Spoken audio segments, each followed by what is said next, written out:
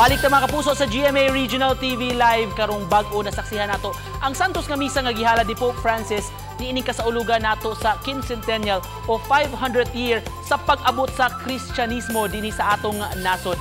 Sa hinapos nga bahin sa maong misa mga kapuso, dunay usa ka espesyal nga regalo nga gihalad alang sa Santo Papa nga ginama sa usa ka artist gikan sa Mindanao. Karong buntaga mga kapuso, magpakisayod ta nining maanindot kayo niya nga obra kung sa inspirasyon ini makauban nato mga kapuso si Ryan Aragon Carion. Good morning, Sir Ryan. Good morning, Sir Nico. Thank you so much, sir, for joining us. Can you tell us Yes, more sir. about this artwork of yours, sir? Pagkanindot ani, sir. Of course, in line with our quincentennial celebration mani. This painting that was presented to the Pope is actually my entry for the competition. So, ang competition po kasi is divided into four categories, and one of them is actually the legacy, which is sa legacy, you have to depict the actual giving of the first Christian image to the rulers of Cebu, si Queen Juana. Can you tell us more about your research, sir, nga gibuhat nimo to create this masterpiece, sir? Because we noticed, even some other mga historians, sir, have noted nga very intricate gid kayo mo mga details. The competition was really launched just to give us, parang encourage artists, young and old, to produce visual narratives, to actually give us parang fresh new take on what happened in 1521. So the competition, aside from yun nga, you need to produce parang mga aesthetically beautiful pieces, we are also encouraged to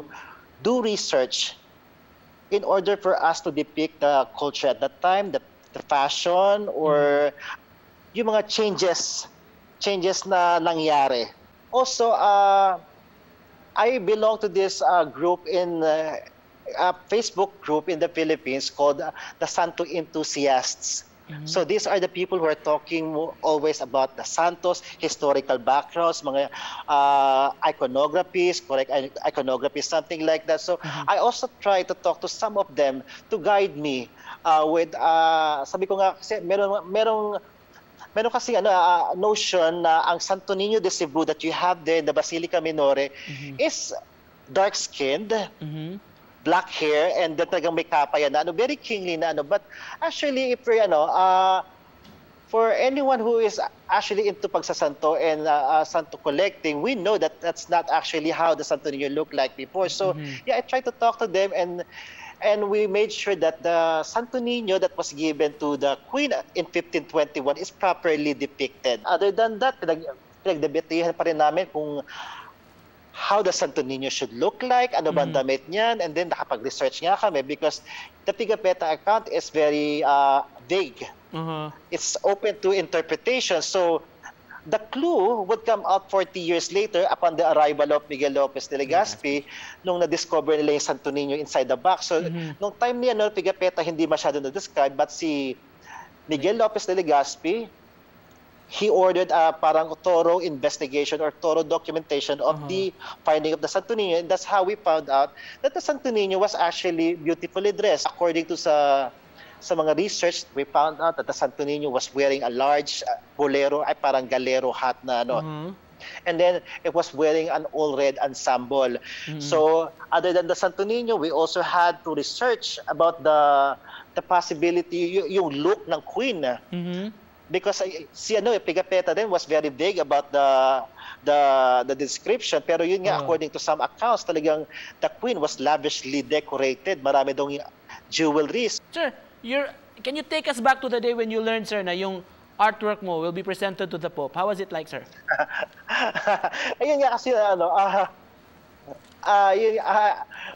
I was getting good feedback about my work, but unfortunately, my work did not go through the finals. So it didn't win. Hindi siya winner talaga.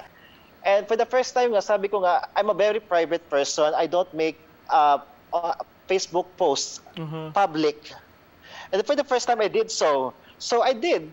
Parang just to let the world, my friends, see what I actually produced for the competition without much expectation. Parang naghahanap lang po ba ng karamay. And then luckily, one of the officials, Vatican officials, who's actually a Cebuano by the name of Monsignor Lim Chua, Chanti Lim Chua, saw the work.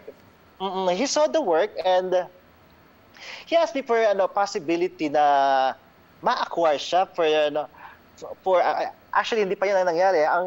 Nag-comment lang siya na parang ang ganda or it's really beautiful. And then I made lang parang comment lang na it would mean the world to me if one day I see a picture of the Pope holding a picture of my work. I'm not even referring to my contest piece. And Lim Chua messaged me privately. He said, actually, we are in the process of looking for a possible gift for the Pope. Sabi niya, tell me about the possibility of acquiring it to be given to the Pope. And I was like, okay, this is it na ano. And then, yun na po, ganoon na ang nangyari. Your reaction, Sir Ryan, nung tinanggap ito ni Pope Francis, we saw footages of that. Hindi ko napanood ang live coverage because there was parang pangit ang weather dito sa Cagayan de Oro. So, and then nga pagka-open ko nung Instagram, nakita ko that there's a picture posted on the official Instagram of Pope Francis with the picture. Talagang sabi ko, oh my God, I'm getting goosebumps.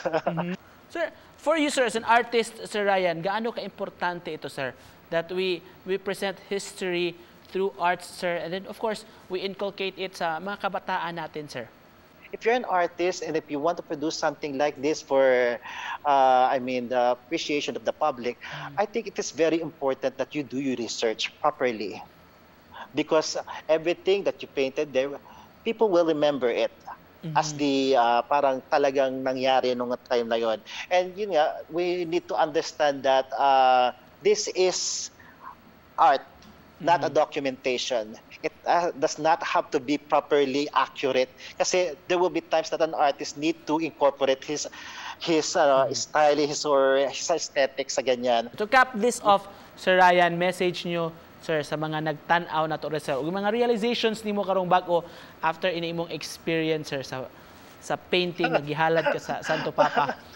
Ayun nga, sir, siguro I just view it in the context na natalo ako na and then people I felt bad, parang sabi ko this is the end or ganyan, medyo a little dramatic, but sabi nga nila na